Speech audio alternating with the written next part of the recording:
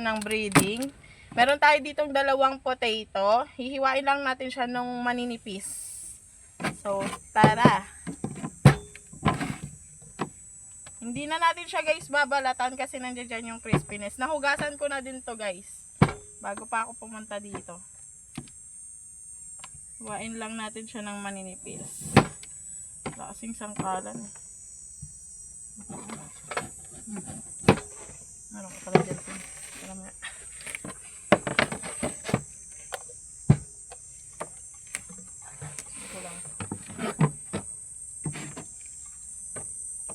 Maninipis lang na hiwa guys ang kailangan natin dito para ma-achieve natin yung mojos talaga. May crispiness. Tapos gagawa tayo nito guys ng sarili niyang ranch.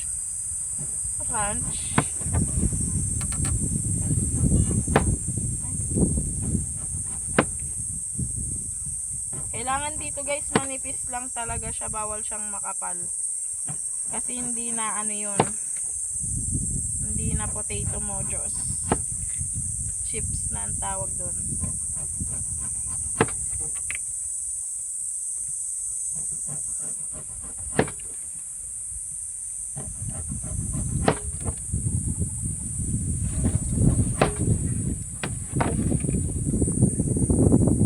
Talaga, ayan.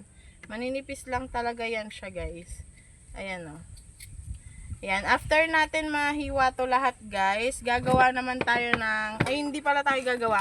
Isasalin ko na tong crispy fry. Ito yung magsisilbi nating breading para sa ating potato mojos. At ulit. Tingnan nyo. Sapa. Sarap lang.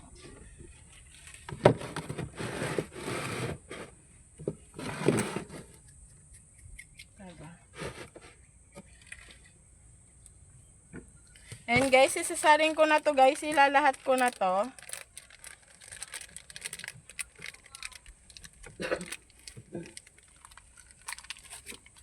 Ano yan?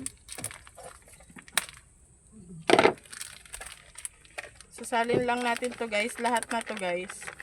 Nasa inyo na guys kung ano yung gusto nyong gamiting breading. Pwede ding harina, tapos lagyan nyo lang ng pampalasa. Nakadepende yan sa inyo. Ayan guys, naisalin ko na ngayon. Ilalagay na natin dito yung potato mojos natin. Tapos, i-mix na lang natin siya dyan. Nagtutubig siya guys, kasi nahugasan ko siya eh.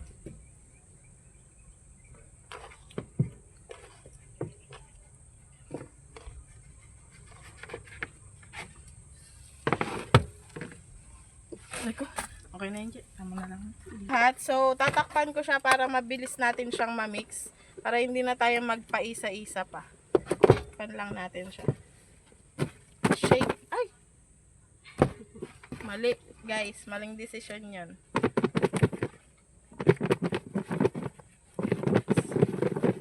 Sana ma-mix natin siya lahat, guys. Na maayos na mabuti na mabuti.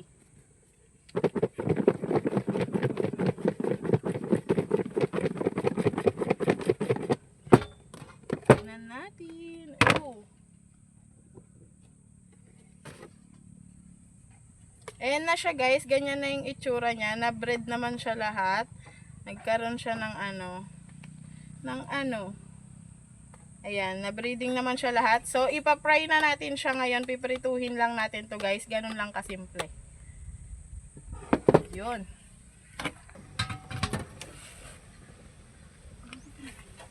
Hello, te. Yung kawali natin, tapos maglalagay na tayo ng sandamakmak na oil. Oil, ano yan? Baby oil. Kami guys, para medyo nakalubog naman yung ating potato. Yan, mabuti siya.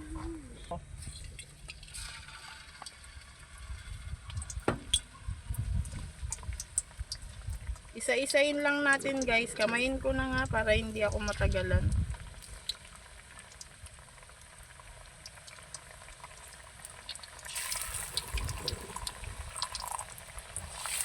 technique dyan guys kapag para makuha nyo yung crispiness na gusto nyo.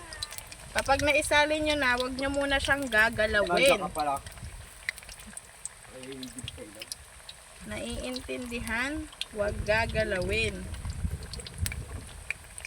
Wala akong tweezer. Paano ko ba yan sa naan? Uy, huwag nyo muna siyang aahunin sa kahirapan. Hayaan nyo lang siya dyan. Para makuha nyo yung crispy na gusto nyo.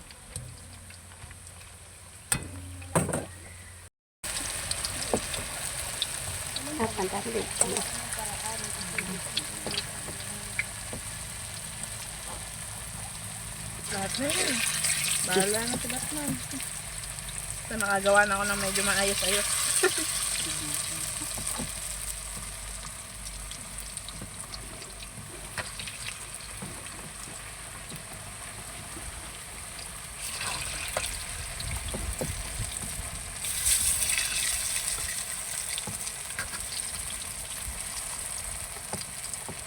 Sayang.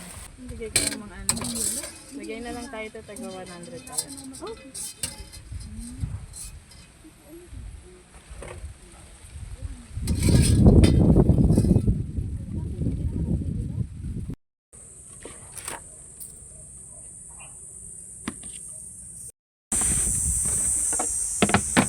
So guys, sa sauce na gagawin natin, yung dipping sauce niya, kakailanganin natin ng garlic.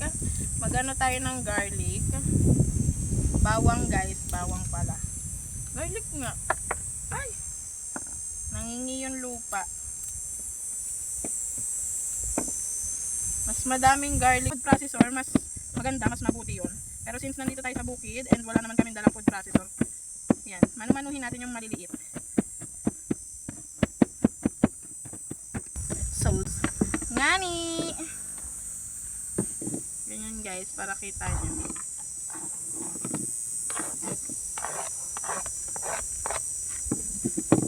Dito ko nga muna ulit. And guys, naisali na natin siya. Ngayon, maglalagay tayo dito ng ladies choice. Depende sa inyo kung gaano kadaming sauce yung gusto nyo.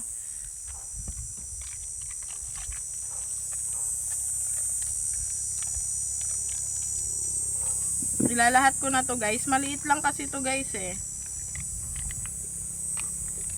Kaya dalawa na lalagay ko.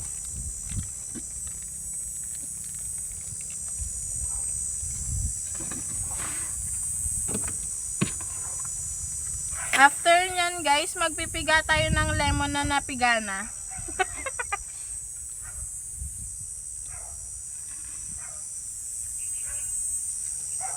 Tayo ng paminta.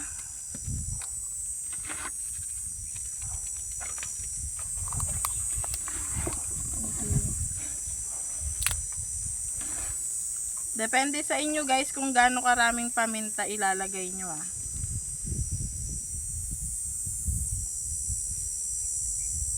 Nagawa ko na to guys dati sa may tuna nuggets. Talagang ang sarap niya. Tapos maglagay na tayo ng konting tubig lang. Ay, wala pala kutsara guys.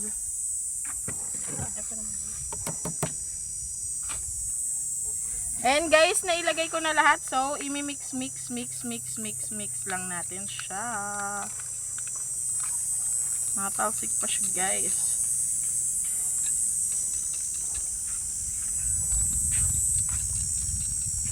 Mix natin siya ng bonggam bells.